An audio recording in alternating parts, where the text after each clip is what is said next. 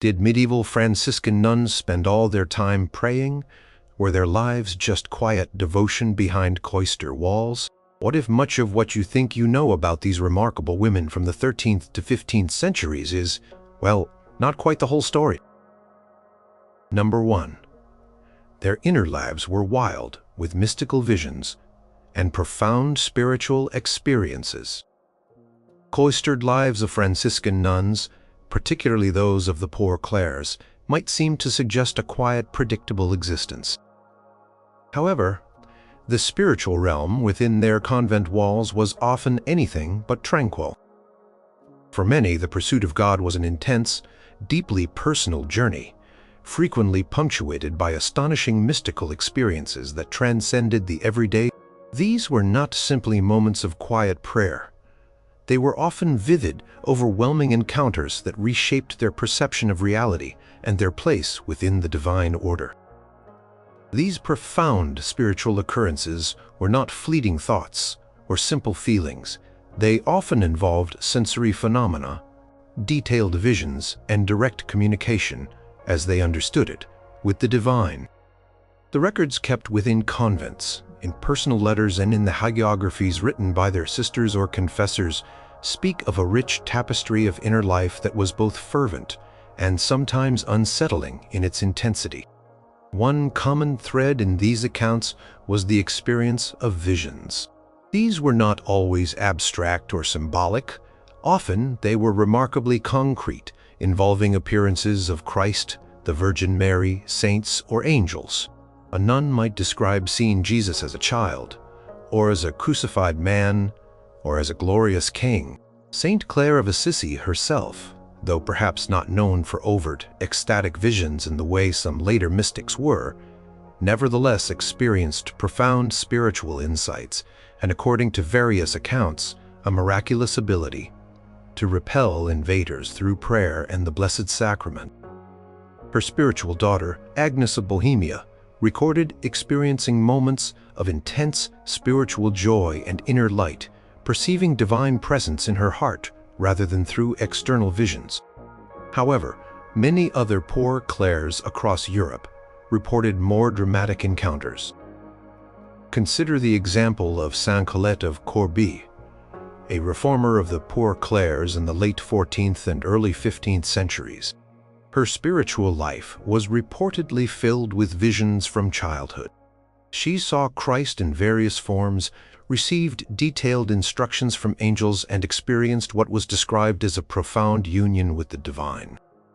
One account describes her seeing a vision of Christ as a beautiful youth, which filled her with such indescribable joy that she felt her soul dissolve into divine love.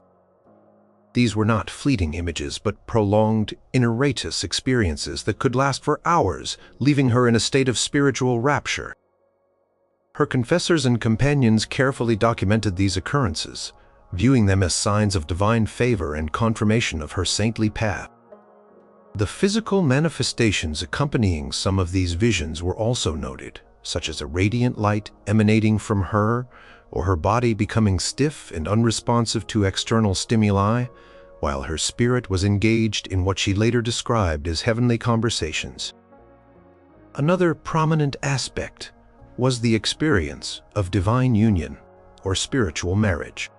For mystics, like Saint Angela of Foligno, who, though a third-order Franciscan, was deeply influenced by the Poor Clares' spirituality, her journey involved stages of increasingly intimate connection with God. She described moments where she felt her soul was entirely absorbed into the divine essence, losing all sense of self. These were not merely intellectual concepts, but felt experiences, characterized by overwhelming feelings of love, peace, and spiritual ecstasy.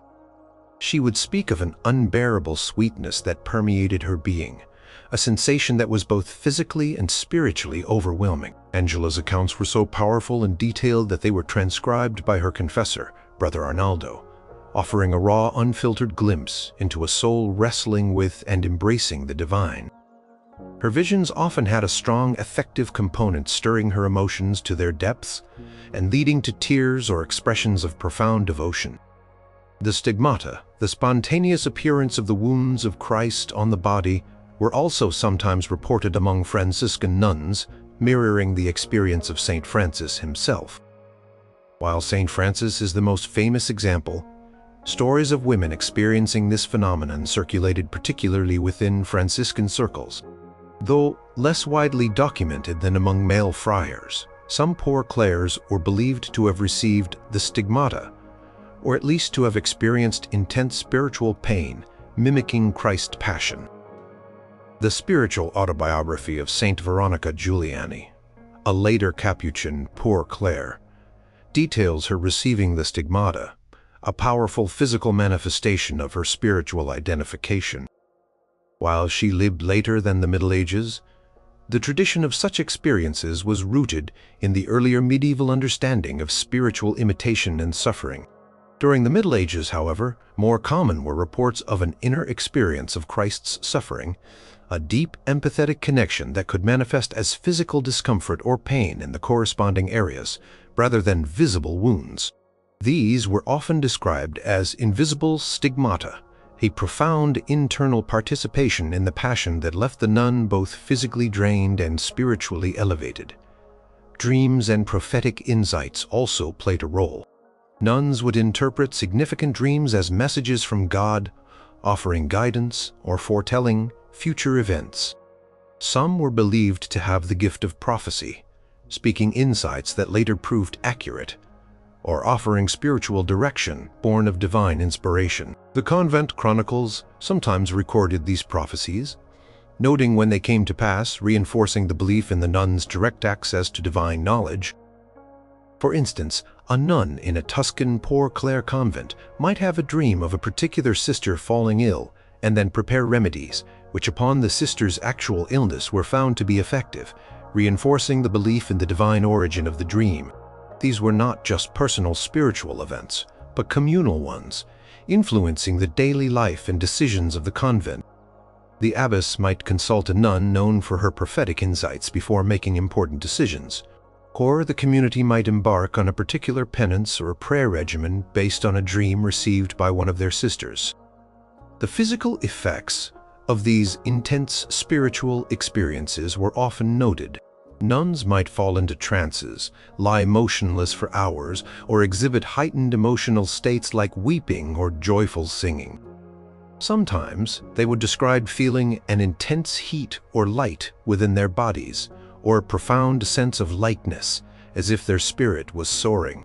These were not seen as signs of illness or delusion, but as direct consequences of a soul grappling with the immensity of the divine. The convent infirmarians and sisters would attend to them sometimes with awe and sometimes with a mixture of concern and reverence. They understood these experiences as a form of divine grace, albeit one that could be physically demanding. A sister attending to a nun in a trance might carefully adjust her habit or offer water, recognizing the sacred nature of the moment, while also attending to the physical needs of her sister. Collective experience of a nun entering a state of rapture or experiencing a profound vision could bring the entire community into a heightened state of spiritual awareness, reminding them of the mysteries at the heart of their vows. These mystical experiences were not always joyous or comforting. They could also involve periods of intense spiritual suffering, known as the dark night of the soul. Nuns would describe feeling abandoned by God, plunged into spiritual aridity, or tormented by doubt and temptation.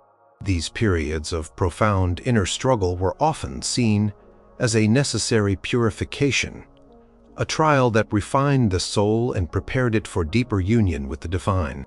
Saint Veronica Giuliani's spiritual diary, for example, details long periods of internal desolation and intense spiritual battles, where she felt herself assaulted by demonic forces and doubted her own worthiness. These dark nights were just as much a part of the intense spiritual landscape as the ecstatic visions, revealing the profound depth of their commitment and the very real spiritual warfare they believed themselves to be engaged in. The support of their confessors and their sisters during these times was crucial. As they navigated these periods of immense internal trial, often emerging with a renewed and strengthened faith.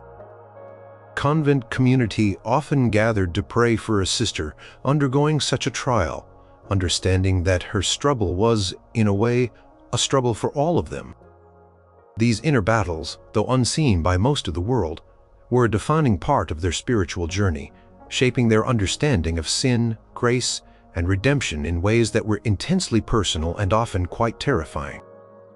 They believed that these trials were opportunities for growth, pushing them to rely solely on God's grace and to deepen their commitment to their vows of poverty, chastity, and obedience. The recording of these experiences was a crucial practice. Convent chronicles, personal spiritual notebooks, and the testimonies gathered by confessors or superiors provide invaluable windows into this hidden world. These texts were not just historical records. They were often devotional tools, offering examples of holiness and spiritual guidance to other nuns. The detailed descriptions of visions, ecstasies, and spiritual struggles served as models for aspiring mystics and as reassurance for those undergoing similar trials. The scribes who meticulously copied these accounts, sometimes embellishing them for spiritual edification, ensured their survival for future generations of sisters. The process of recording these experiences often involved a nun dictating her experiences to a literate sister or a confessor, who would then carefully transcribe them, sometimes asking clarifying questions to capture the nuances.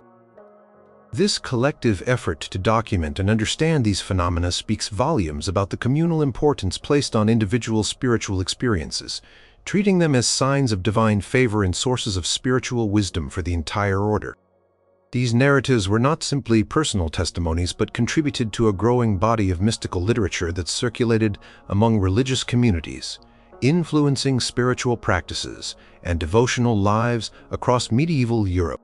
The very act of committing these ineffable experiences to parchment was a profound statement of their reality and significance, transforming fleeting moments of divine encounter into enduring legacies of faith.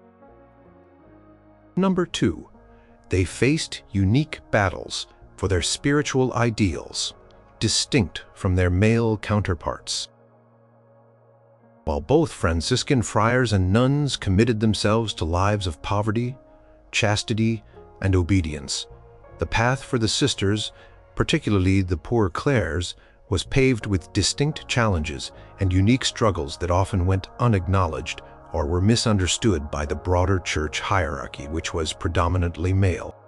Their spiritual ideals, rooted in the radical simplicity and radical poverty of St. Francis and St. Clare, were often interpreted and enforced differently for women, leading to decades, if not centuries, of negotiation, resistance, and unwavering determination on the part of the nuns to live out their chosen way of life. The core of their struggle lay in the tension between their foundational commitment to utter poverty and the practical realities and restrictive decrees imposed upon them by a world ill-equipped to comprehend the depth of their female spiritual agency.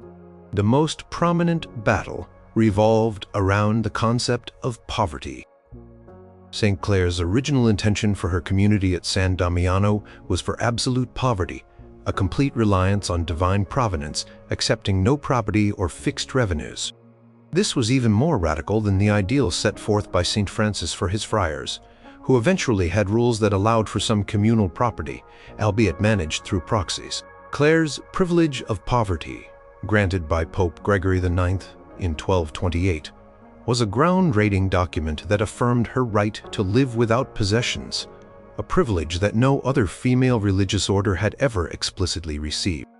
However, after Clare's death, the church hierarchy, concerned about the long-term sustainability and perceived vulnerability of cloistered women living in such extreme destitution, repeatedly tried to impose more common monastic rules on the Poor Clares, which often included provisions for communal property or endowments.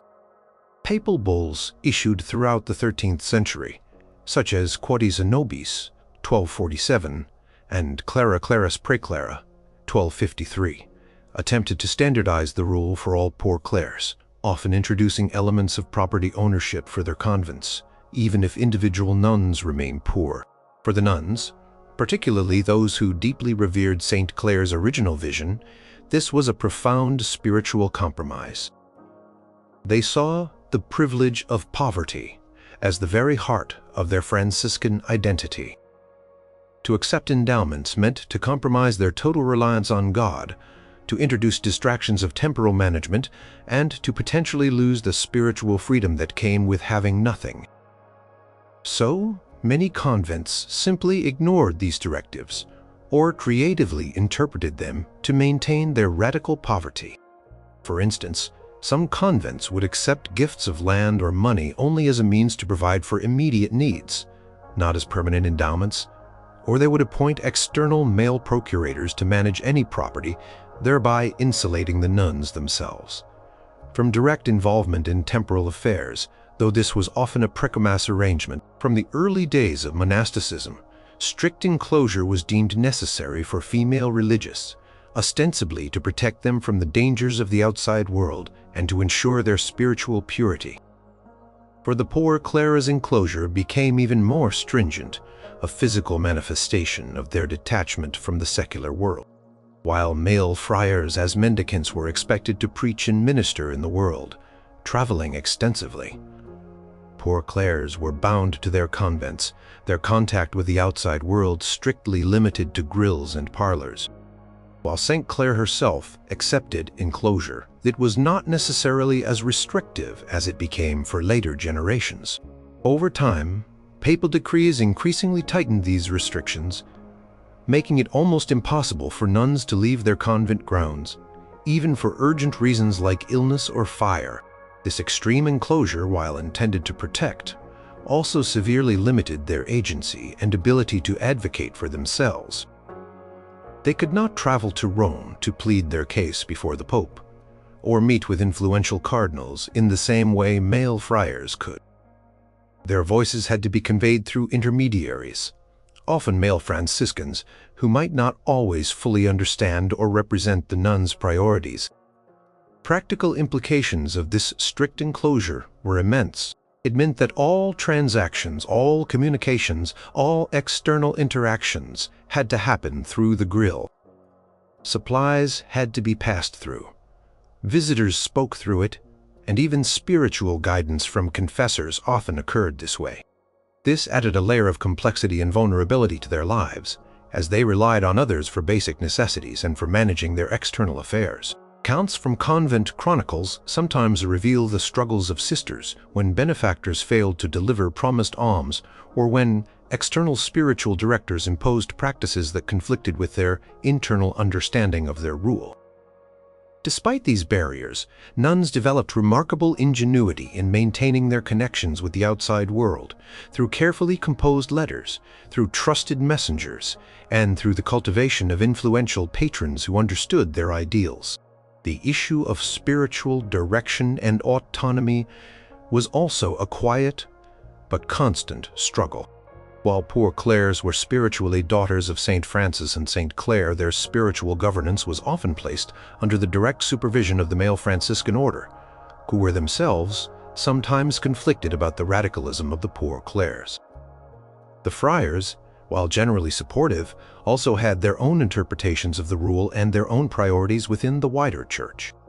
This meant that the nuns often had limited say in the appointment of their confessors or spiritual directors, and even less in the broader theological discussions that impacted their way of life. For strong-willed abbesses and spiritually discerning nuns, this could be a source of frustration, as they sought to maintain the integrity of their charism against external pressures. Letters from abbesses to papal officials sometimes reveal a subtle but persistent resistance to mandates that they felt compromised their spiritual purity or practical autonomy. Moreover, the very interpretation of their Franciscan charism was a point of contention. For many church authorities, the ideal of a female religious was rooted in contemplation and strict asceticism, often overshadowing the active evangelistic spirit inherent in Franciscanism. While male friars could go out and preach, teach, and care for the poor nuns were confined to prayer and manual labor within the convent. This limited their public spiritual expression and direct engagement with the world. However, Many nuns found ways to extend their spiritual influence beyond the cloister. They became known for their profound intercessory prayer, their spiritual counsel given through the grill, and their exemplary lives of holiness, which inspired the lay community.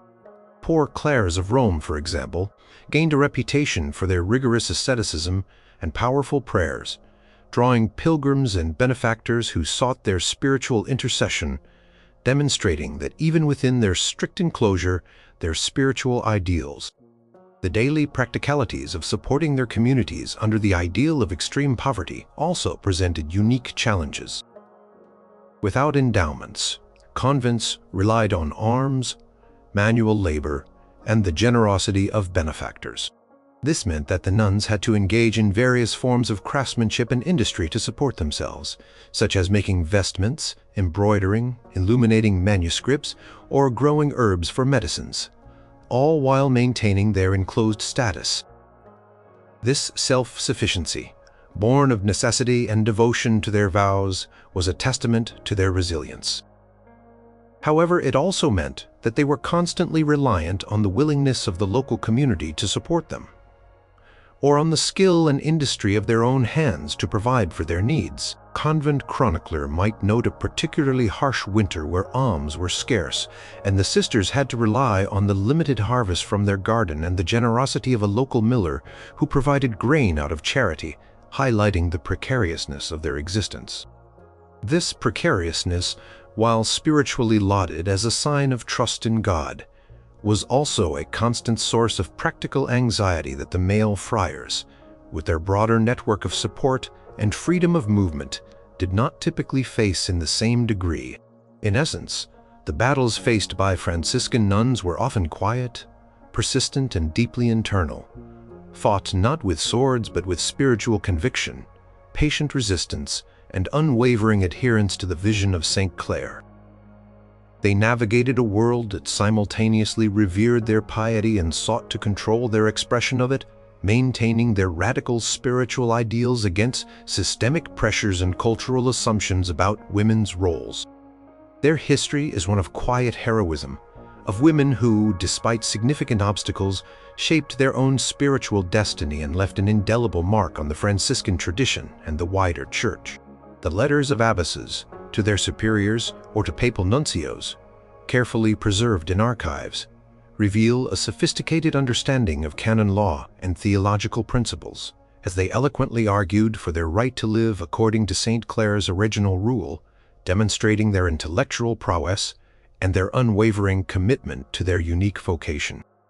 Their steadfastness in the face of these challenges stands as a testament to their profound faith and the strength of their shared purpose.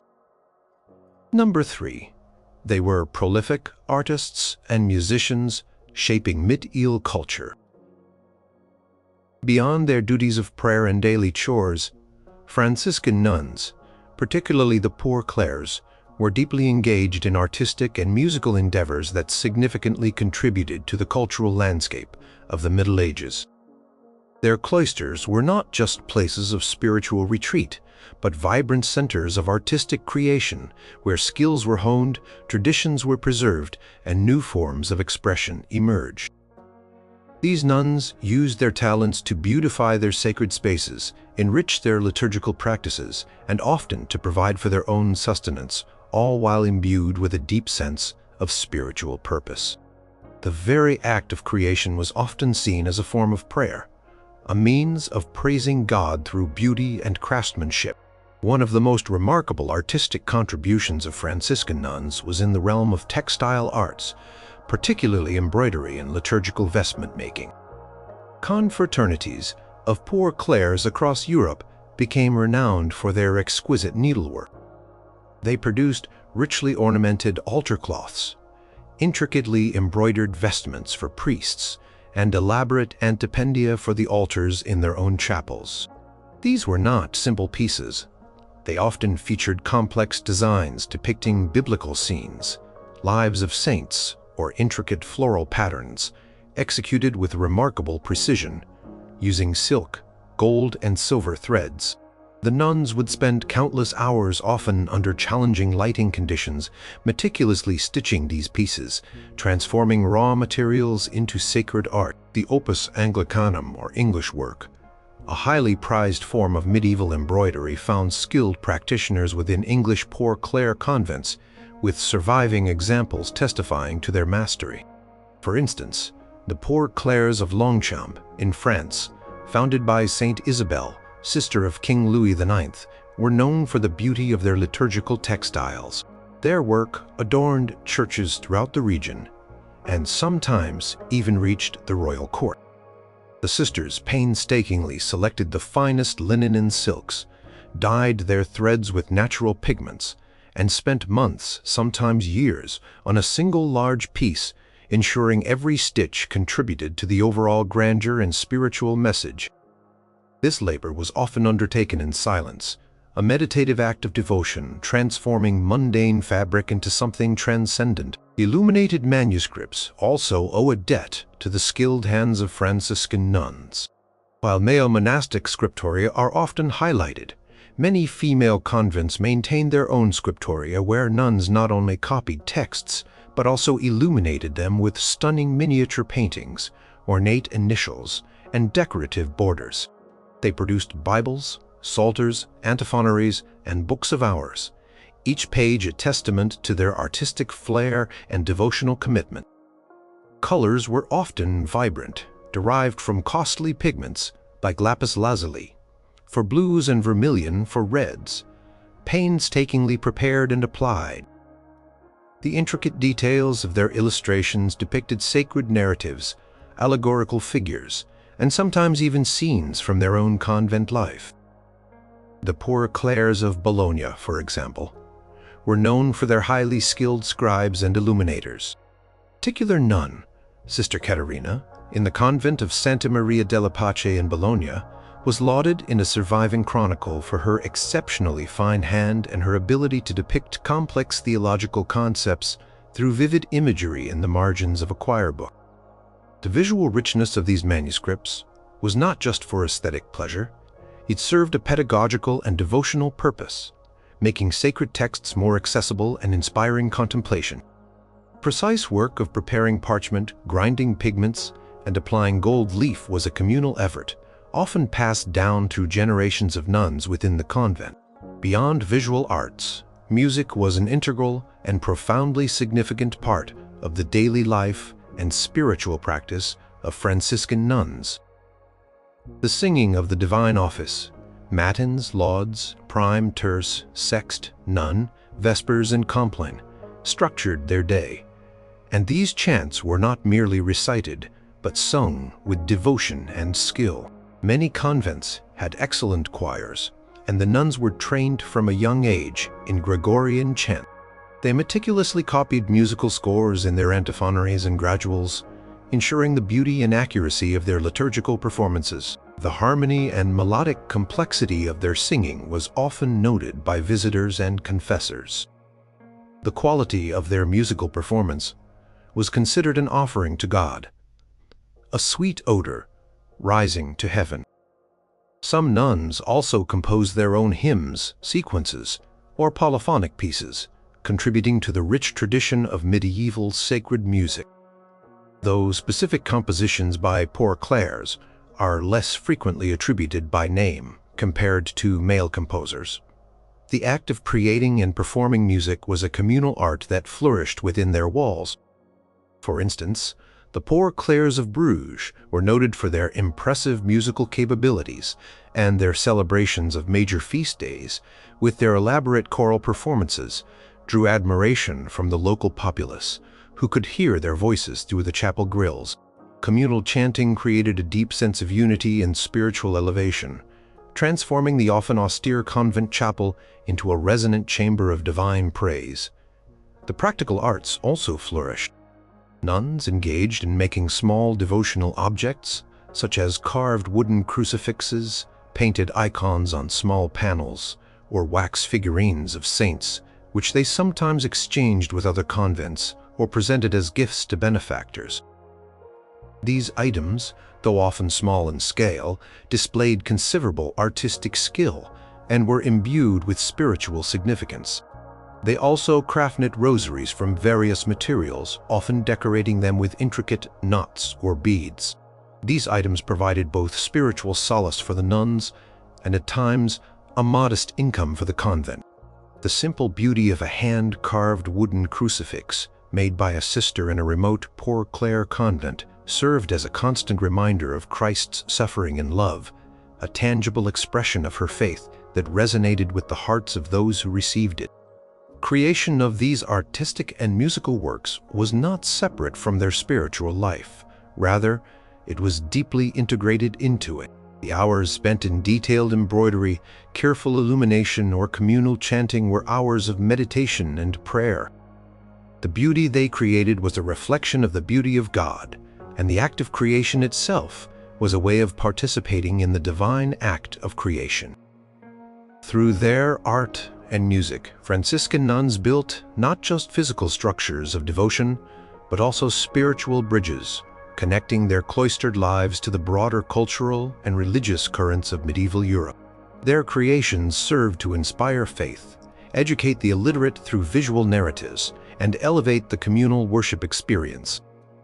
The legacy of their artistic and musical endeavors survives not only in the tangible artifacts preserved in museums and church treasuries, but also in the rich tradition of sacred art and music that continues to shape our understanding of medieval spiritual expression. Their silent, dedicated labor behind cloister walls left an audible and visible mark on the world, a testament to their ingenuity, skill, and profound devotion. Number 4. Life in a Franciscan nunnery was anything but uniform. It was diverse and adaptable. When thinking of medieval religious orders, it's easy to picture a uniform, monolithic existence, especially for nuns. However, the reality of Franciscan nunneries during the Middle Ages was far from a singular experience.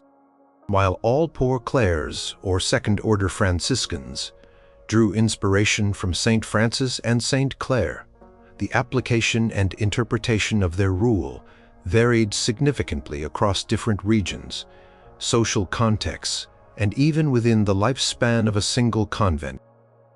This diversity meant that a nun's daily life could be remarkably different, depending on her specific community, revealing a flexibility and adaptability that often gets overlooked in broad historical accounts. The very foundation of their order was rooted in a personal spiritual journey, which inevitably led to variations in how that journey was collectively lived. One major source of diversity stemmed from the differing rules that governed the Poor Clares. Saint Clare herself wrote a rule for her community at San Damiano, known as the Form of Life, which emphasized extreme poverty and reliance on divine providence. This rule, the first written by a woman for women, was only officially approved by Pope Innocent IV just before Clare's death in 1253. Before, and even after this, various other rules were adopted by Poor Clare convents. The rule of Cardinal Ugolino, later Pope Gregory IX, promulgated in 1219, was much stricter in its enclosure and sometimes allowed for communal endowments. Diverging from Clare's vision of absolute poverty, later, the rule of Pope Innocent IV, 1247, also offered a somewhat mitigated version. Some convents adhered fiercely to Clare's original form of life, while others, perhaps for practical reasons or under pressure from local bishops or the Franciscan order, adopted one of the papal rules. This meant that a nun in a convent following Ugolino's rule might live a noticeably different life, particularly concerning property and financial matters, than a nun in a convent staunchly upholding Clare's original privilege of poverty. For example, a convent in Rome might operate under the strict Ugolino rule, relying on modest endowments, while a Poor Clare community in rural Umbria might strive for absolute poverty, relying entirely on alms as inspired by St. Clare's original principles. The internal debates and choices made by individual communities regarding which rule to embrace reveal the agency and varied interpretations that existed. The social background of the nuns themselves also contributed to significant diversity. while Saint Clare came from a noble family, and many early poor Clares were drawn from the aristocracy. Not all convents were exclusively for the elite. Some communities were founded with women from more humble backgrounds or admitted a wider range of social classes. An aristocratic convent might have had more comfortable living conditions, larger dowries brought by incoming nuns, and stronger connections to powerful benefactors. They might have focused more on liturgical splendor and intellectual pursuits. Convent, composed largely of women from artisan or merchant families, or even those seeking refuge from poverty, might have placed a greater emphasis on manual labor, self-sufficiency, and practical skills. For instance, the poor Clares of Perpignan in France were known for admitting women from diverse social strata, contrasting with other convents in wealthier Italian city-states that predominantly housed daughters of the nobility. The daily tasks, the quality of food, the types of crafts undertaken, and even the educational level within the convent could vary widely based on the social composition of its members and its founding ethos. Convent with many noble women might have extensive libraries and focus on elaborate choir performances, while a community of humbler origins might pardon or the production of simple textiles for sale. Geography and local culture also played a crucial role in shaping convent life. Poor Clare Convent in a bustling urban center, like Florence or Venice, would have different challenges and opportunities than one nestled in a remote rural valley in Spain or Germany. Urban convents might have been more exposed to lay life, receiving more visitors, and dealing with the intricacies of city politics and economics. They might have had more consistent access to alms from a dense population.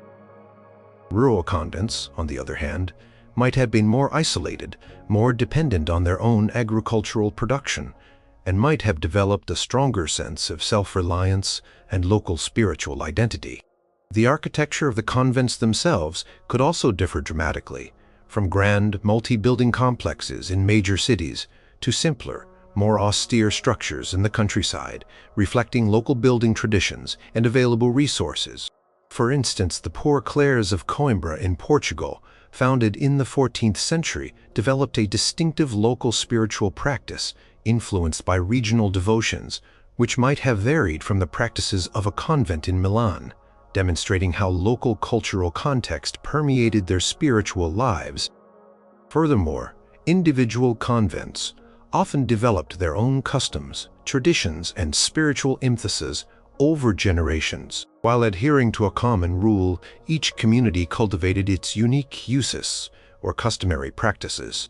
Some convents might have been particularly known for their extreme asceticism, others for their beautiful liturgical music, others for their intellectual pursuits, and still others for their charitable work through the grill. These unique identities were often shaped by the charisma of a particular abbess, the spiritual insights of a foundational saintly sister, or a particular devotion that took root within the community. For instance, the poor Clares of Siena were particularly renowned for their devotion to Saint Catherine of Siena and developed unique liturgical practices centered around her feast day, influencing their daily prayer and communal life in ways that other convents might not have shared. The longevity of convents also contributed to this diversity. Older foundations had time to develop deep-seated traditions, while newer ones might be more experimental or austere in their initial phase. The daily schedule, while generally structured around the divine office, could also have nuances. Some convents might have spent more time in mental prayer, others in specific forms of manual labor, and others still in study or artistic pursuits depending on their resources and the particular talents and interests of their community. The exact hours of their meals, the length of their silence, and the specific forms of penance or recreation could all vary. Convent with many infirm sisters might have a more relaxed schedule, while a young, zealous foundation might embrace stricter fasts and longer hours of prayer. These subtle differences, while seemingly minor, created distinct atmospheres and spiritual rhythms within each community. A visiting confessor might notice that the sisters in one convent spent their recreation hours in quiet embroidery, while in another, They engaged in lively but pious conversation, reflecting the distinct spirit of each community. Even within a single convent, life was diverse for individual nuns.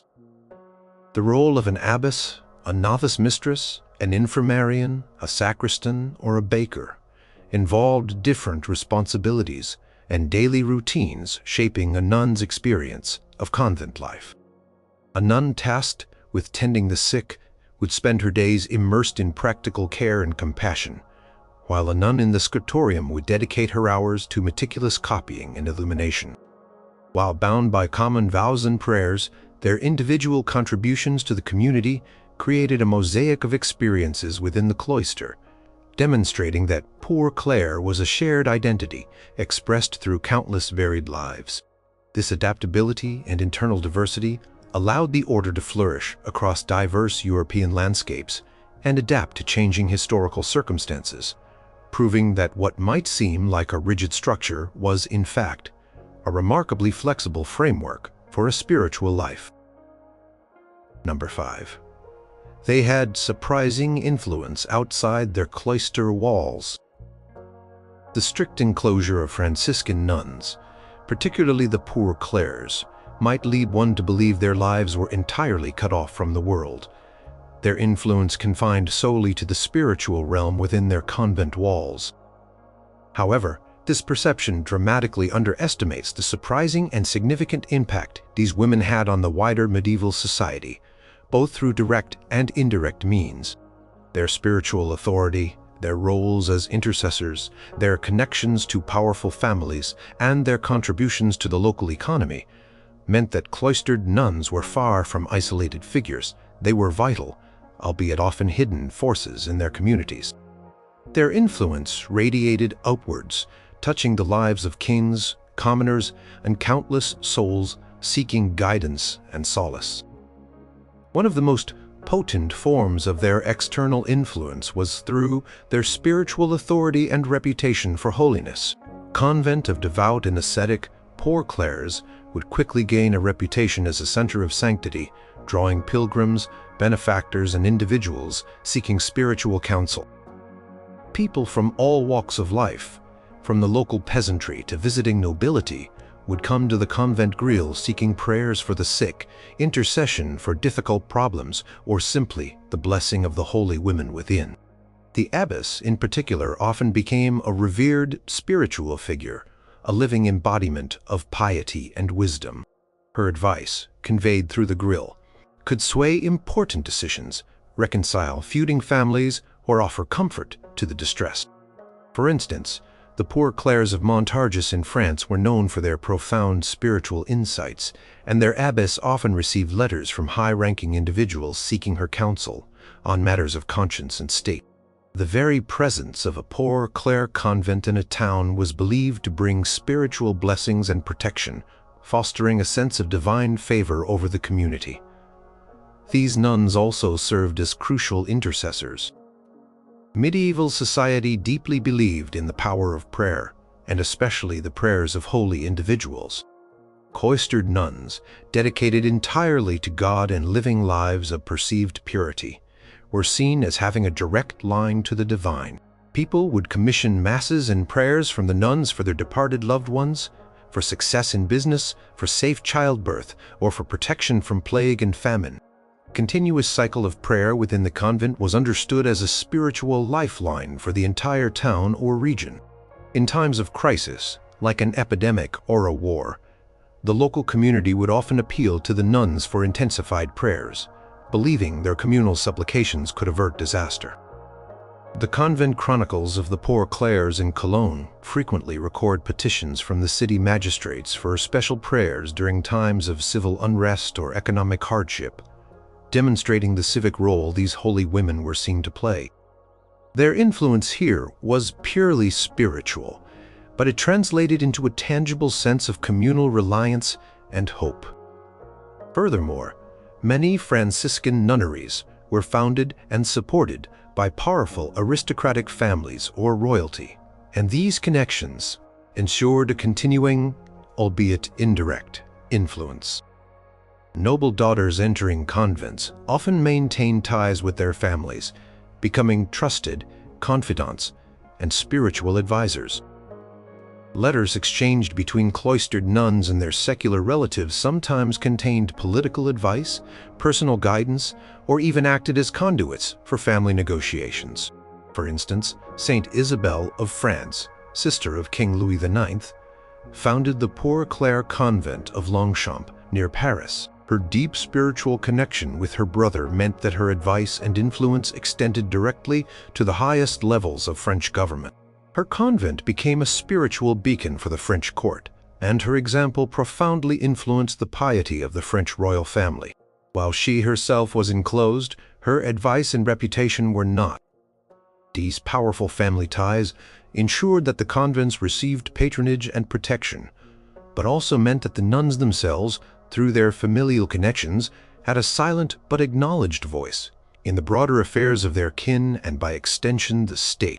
Economically, convents of Poor Clares often played a significant, if often understated, role in their local communities. While theoretically living in poverty, they still needed to sustain themselves. They often managed modest agricultural lands, either directly or through lay brothers and sisters, providing food and sometimes surplus for the local market. Their skilled labor in crafts such as textile production, manuscript, illumination, or herbal medicine also generated income and provided valuable goods. For instance, the Poor Clares of Viterbo were known for producing high-quality embroidered liturgical vestments that were sought after by local churches and wealthy patrons. This economic activity, while primarily for their own sustenance, integrated them into the local economy as producers and sometimes as employers of lay workers. Their presence also stimulated local commerce through the purchase of supplies, from parchment and pigments to building materials and foodstuffs. When a convent received substantial alms or gifts, a portion of these funds might also be used to support local poor or charitable causes, further cementing their economic impact. Finally, convents of Poor Clares served as cultural and educational centers, contributing to the preservation and dissemination of knowledge. As discussed earlier, their scriptoria produced and preserved valuable texts. While their primary mission was spiritual, their intellectual pursuits within the cloister meant they were repositories of learning. Their role in educating their own novices, often including daughters of the local nobility, meant they were shaping the minds and spiritual lives of future generations of women, some of whom would eventually return to secular society. These women, imbued with the spiritual values and intellectual training received in the convent, would then carry that influence into their homes and communities, subtly transmitting the values of the Poor Clares beyond the cloister. The very existence of these centers of learning and piety offered an alternative path for women in medieval society, a path to intellectual and spiritual fulfillment that was not always available in the secular world. The nuns, through their dedication to prayer and their unwavering commitment to their vows, fostered a spiritual ecosystem that radiated outward, reminding the world that even behind closed doors, profound and far-reaching influence could blossom. Number 6, they were economic powerhouses running complex businesses. It is easy to imagine medieval nuns as entirely dependent figures, living solely on alms and the generosity of patrons. While their vow of poverty, particularly for the Poor Clares, emphasized reliance on divine providence and community support, the reality is that many Franciscan nunneries operated as surprisingly sophisticated economic entities. Far from being passive recipients of charity, these convents were often self-sufficient, meticulously managed businesses that engaged in various forms of production, trade, and financial administration to sustain their communities. The need to provide for their own daily bread, clothing, and upkeep, especially in an era where fixed endowments were often discouraged or forbidden, for Poor Clares spurred a remarkable level of economic ingenuity and organization skill within the cloister. One of the primary ways Franciscan nuns generated income was through their skilled craftsmanship. Their hands, dedicated to prayer and labor, produced a remarkable array of goods. Textile production was paramount. Nuns spun wool, wove linen, and created exquisite embroidered vestments, altar cloths, and household linens. Quality of their needlework was often superior, making their products highly sought after by local churches, wealthy patrons, and even royalty. For instance, the Poor Clares of Assisi, directly connected to Saint Clare's legacy, were renowned for their fine embroidery. Cloistered Sisters of the Poor Clares of Ghent in Flanders, a region famous for its textiles, were skilled in weaving fine fabrics and producing elaborate tapestries which they could sell or exchange for other necessities. This labor was not merely a pastime, but a vital source of income, meticulously managed by the convent's portress or other external officials, under the strict oversight of the abbess. The raw materials had to be procured, the labor organized, and the finished goods marketed, requiring an internal economic system that mirrored a small enterprise. Beyond textiles, nuns were often skilled in other crafts. They produced beautiful illuminated manuscripts and books. As discussed in an earlier point, copying texts and adding intricate decorations was a highly valued skill, and convents with established scriptoria could earn income by fulfilling commissions for Bibles, liturgical books, or devotional works for wealthy lay people and other religious houses. The demand for books was consistent in the medieval period, and the nuns, with their literacy and artistic talents, filled a crucial niche. They also engaged in the production of small devotional items, such as carved wooden figurines, painted icons, and rosaries, which found ready buyers among the pious populace. These seemingly small crafts were essential for the convent's bottom line. Agricultural management was another significant economic activity. While Poor Clares were not supposed to own vast tracts of land, many convents possessed small gardens and orchards within their enclosures, or managed modest plots of land outside their walls through lay sisters or hired labor. These lands provided fresh produce, herbs, and sometimes even grain, reducing their reliance on external markets. The nuns meticulously cultivated these gardens, applying their knowledge of horticulture and seasonal cycles. Excess produce could be sold at local markets or traded for other goods. For example, the Poor Clares of San Severino in Italy were known for their productive vineyards and olive groves, the yields of which were processed and sold to support the community. The abbess and the cellarer, the nun in charge of provisions, would carefully oversee the planting, harvesting, and storage, demonstrating a keen understanding of agricultural cycles and resource management. Herbal medicine was another field where nuns excelled, and it often had an economic dimension. Convents maintained extensive herb gardens and infirmaries, cultivating medicinal plants and preparing remedies. While primarily for internal use within the convent and for charitable distribution to the local poor, some convents also prepared and sold herbal salves, tinctures, and other remedies to the wider community. This not only provided a valuable service but also generated income, especially if the convent gained a reputation for particularly effective remedies. The knowledge of herbalism was passed down through generations of nuns, often recorded in convent chronicles or specialized herbals. The infirmarian, a key figure in the convent's economic and practical life, meticulously managed these resources, ensuring both the health of her sisters and the potential for commercial exchange. The financial administration of these convents was also complex. The abbess, assisted by the procuratrix or discreet nuns responsible for external affairs, oversaw budgets, managed incoming alms and dowries, which, while not endowments, provided initial capital for new nuns, negotiated with merchants for supplies, and maintained detailed accounts.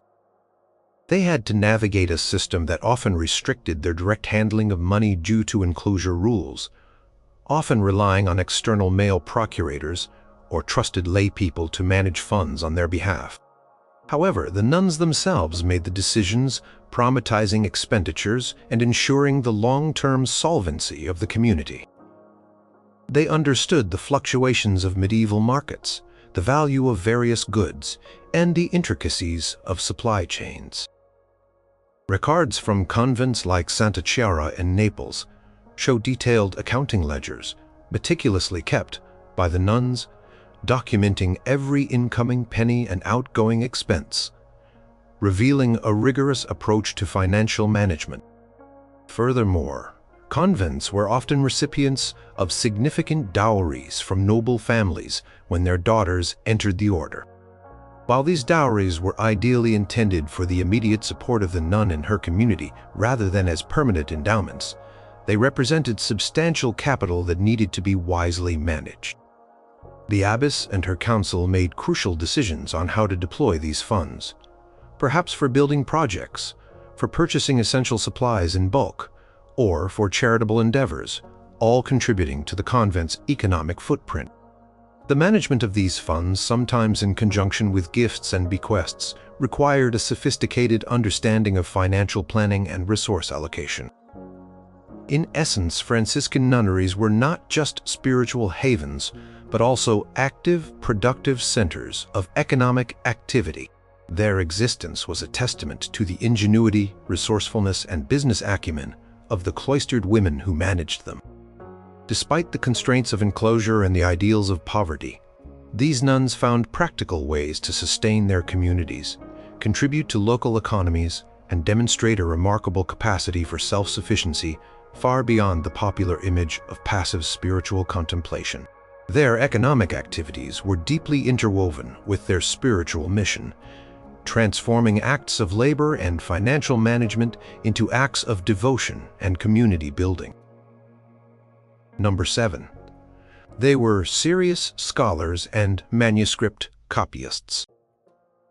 Popular image of a medieval nun might often focus on prayer and manual labor, perhaps overlooking their intellectual pursuits. Yet, for many Franciscan nuns, especially the Poor Clares, the cloister was a vibrant hub of scholarship, literacy, and manuscript production. Far from being isolated from the intellectual currents of their time, these women were avid readers, meticulous scribes, and even original authors, playing a significant, though often unsung role in the preservation and dissemination of knowledge during the Middle Ages. Their commitment to learning was deeply intertwined with their spiritual life, as the study of sacred texts and theological works was considered an essential path to understanding God. Central to their intellectual endeavors were the conventual libraries and scriptoria.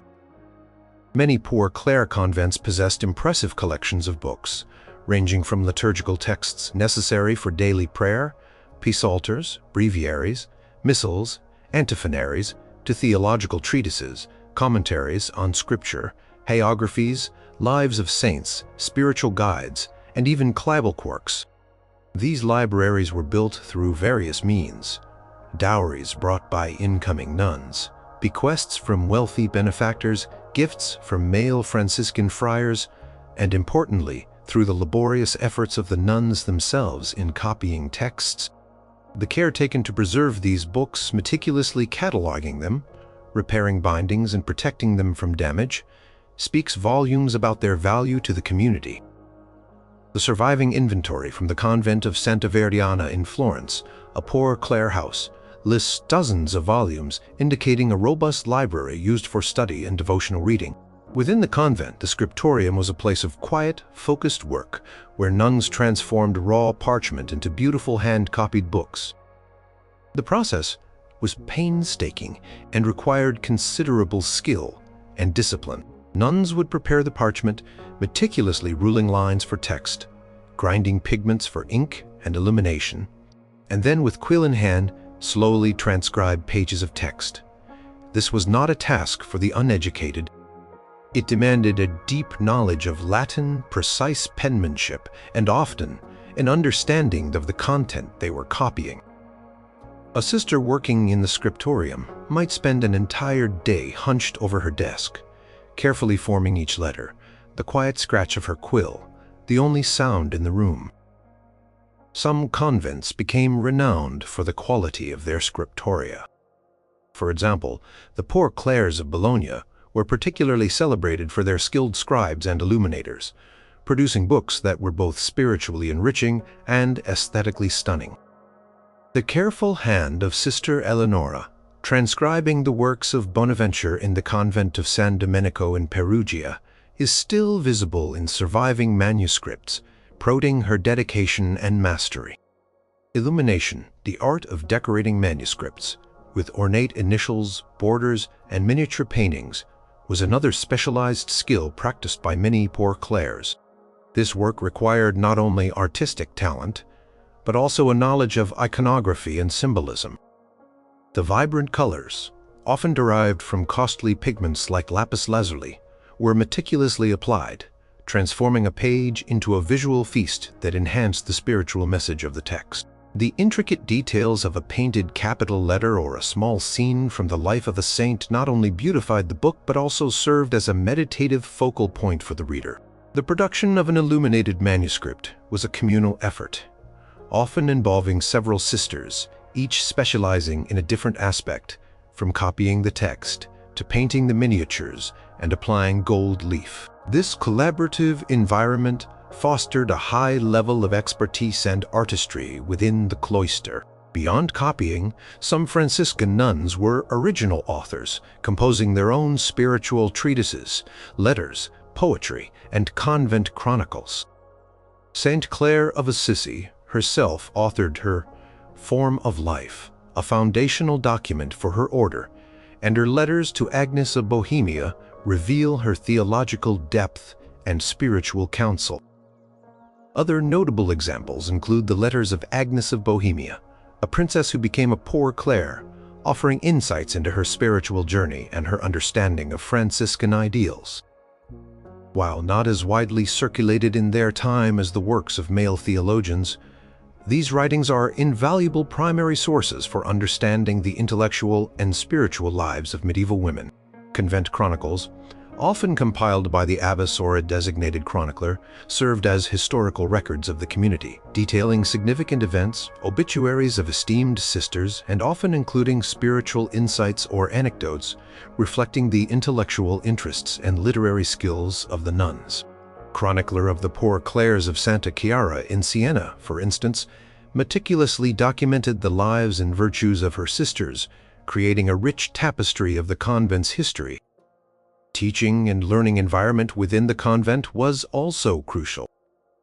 New novices, upon entering, would be instructed in reading, writing, Latin, and theological concepts. For many women in the Middle Ages, the convent was one of the few places where formal education was accessible. The abbess or the novice mistress would lead discussions, provide spiritual guidance, and encourage individual study. Nuns would read aloud during meals the Lectio Divina and engage in private contemplation of scripture and spiritual texts. This created an intellectually stimulating environment where knowledge was valued, shared, and actively pursued. The discussions that followed readings or sermons, sometimes led by the abbess, provided opportunities for nuns to engage with complex theological ideas and deepen their understanding of their faith. The intellectual pursuits of Franciscan nuns were not just an adjunct to their religious life. They were an integral part of it. Through their dedication to reading, copying, and writing, they preserved significant texts, created new works of spiritual wisdom and beauty, and cultivated an environment of learning that nurtured generations of devout and educated women. Their quiet work within the cloister walls had a profound, if often unrecognized, impact on the intellectual and cultural landscape of medieval Europe, demonstrating that scholarly endeavors and spiritual devotion were deeply intertwined in the lives of these remarkable women. Their legacy reminds us that scholarship flourished in unexpected places, and among those often overlooked by mainstream historical narratives. Number 8. They were pioneers of medieval medicine and healthcare. When people think of medieval healthcare images of barber surgeons or university-trained physicians might come to mind. However, within the quiet confines of Franciscan nunneries, particularly the Poor Clares, remarkable work was being done in the field of medicine and holistic care.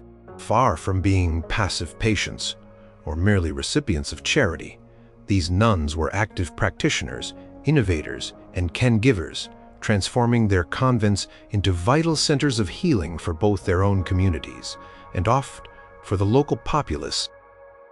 Their approach to healthcare was rooted in a blend of practical knowledge, herbalism, spiritual care, and compassionate service, making them true pioneers in an age when medical understanding was still developing. Every Franciscan convent maintained an infirmary, a dedicated space for the care of sick and ailing sisters. This was not a mere sick room. It was a functioning hospital within the cloister walls, staffed by nuns who had received specific training in nursing and basic medical practices. The infirmarian, a nun specifically appointed to this role, was a central figure in the convent's daily life. She was responsible for the health of all the sisters, from minor ailments to chronic illnesses and end-of-life care. Her duties included diagnosing conditions based on symptoms, preparing and administering remedies, ensuring proper nutrition for the sick, maintaining hygiene, and providing comfort and spiritual support.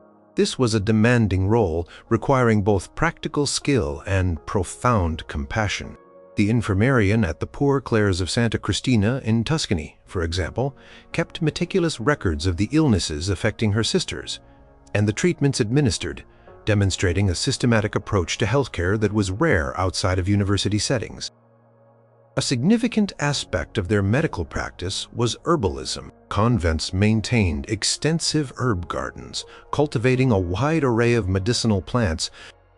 Nuns meticulously studied the properties of these plants, learning which herbs could alleviate pain, reduce fever, aid digestion, or treat skin conditions. They prepared their own medicines, decoctions, tinctures, poultices, ointments, and syrups, using traditional recipes passed down through generations or recorded in conventual herbals. The process involved careful harvesting, drying, grinding, and mixing of ingredients, often requiring precise measurements and knowledge of various preparation techniques. Poor Clares of Florence, for instance, were renowned for their sophisticated herb garden and their detailed knowledge of herbal remedies, which were sometimes sought by lay people from outside the convent walls. Their knowledge was empirical, based on observation and experience, and refined through centuries of practical application. Beyond physical ailments, nuns also practiced a holistic form of care that integrated spiritual and emotional well-being with physical health. They understood that illness was not just a physical condition, but could also affect the soul and spirit. Therefore, spiritual guidance, prayer, and emotional support were integral parts of their healing ministry. A sick nun would receive not only physical remedies, but also comforting words, readings from Scripture, and the solace of the sacraments. The presence of their sisters, their shared prayer, and the peaceful environment of the infirmary contributed to a healing atmosphere. When a sister was gravely ill, the community would gather to pray for her, and the infirmarian would ensure she received the last rites, providing spiritual comfort during a difficult time. This integrated approach recognized the interconnectedness of body, mind, and spirit, a concept that often gets lost in more specialized modern medicine. While primarily focused on the health of their own community, many Franciscan convents also extended their healthcare services to the local poor and infirm through the convent grill. Though their enclosure prevented them from leaving the convent, they often received sick individuals at a designated parlatorium or external window, offering herbal remedies, basic first aid, and spiritual comfort. This charitable outreach was a natural extension of their Franciscan charism of service to the poor and needy. A local farmer or a destitute widow might come to the convent seeking a cure for their ailments, and the infirmarian would provide what she could, often without charge. This established the convent as a vital resource for public health in its vicinity, especially in areas where formal medical care was scarce or expensive. poor Clares of Siena were particularly noted for their charitable medical work among the urban poor, demonstrating their commitment to compassion beyond their walls. The knowledge base for their medical practices was often comprehensive. Nuns studied available medical texts, sometimes copied within their own scriptoria. They learned from the experiences of older infirmarians and shared knowledge among convents. While not engaging in formal dissection or advanced surgical procedures, like some male physicians, their expertise in diagnosis, pharmaceutical preparation, albeit herbal-based, and long-term care was significant. They understood the importance of cleanliness, good nutrition, rest, and careful observation of symptoms. Precise documentation found in some convent infirmary registers reveals a surprisingly systematic approach to patient care, resembling rudimentary case studies. These records provided a basis for understanding effective treatments and tracking outcomes over time. In essence, Franciscan nuns were more than just condivers. They were active contributors to medieval medical knowledge and practice. They established functional infirmaries, developed and applied extensive herbal pharmacopoeias, and provided holistic care that addressed the physical, spiritual, and emotional needs of their patients. Their pioneering efforts in healthcare, often undertaken in the quiet obscurity of the cloister, laid foundational groundwork for compassionate care and community health, demonstrating a practical and profound commitment to healing that resonates even today. Their quiet dedication transformed their convents into beacons of health and healing in a world often beset by illness and suffering.